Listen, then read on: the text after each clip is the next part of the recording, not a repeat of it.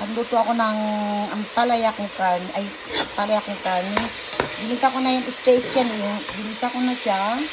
So, sibuyas, kamatis.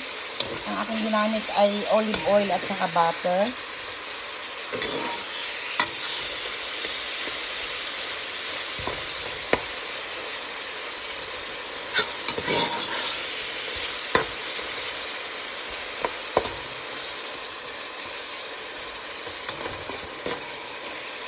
Ano tong mino na to? Chinese mino to. Ay, ang palaya siya.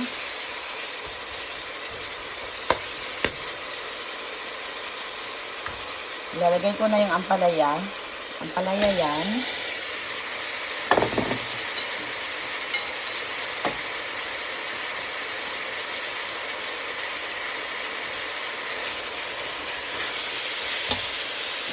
Sasabay ko na rin ang sutanghon. Ampalaya kong sutanghon yan. Ano yan? Chinese style. Chinese mino. Yan. Nalagyan natin ang konting tubig. Para maluto lang ang sutanghon. Lalagyan ko rin yan ng 2 egg. Namiss ko tong ganitong luto. Ang sarap nito. Promise.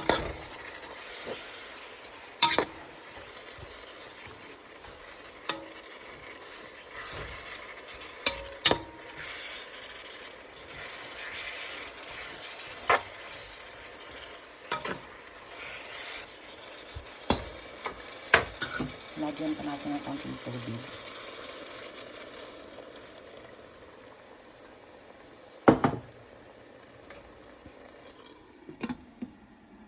Takpan sandali. At kukuha ko ng iglog. Hindi ako marunong mag-ano nitong cellphone ko. Pasensya na kayo, talagang pati pag-edit ay hindi ako pa marunong. Sa ilang taon kong paggamit dito. Kasi ang gumagawa ng mga nire-release ko dun sa Pinas ay ang aking apong mag-ano na siya ngayon, 11 years old. Ayan na siya.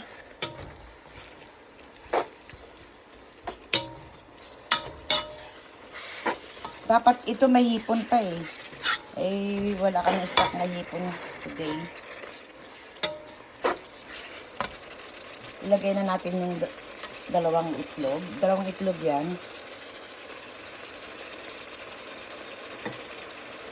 Masarap to mga kalods, promise.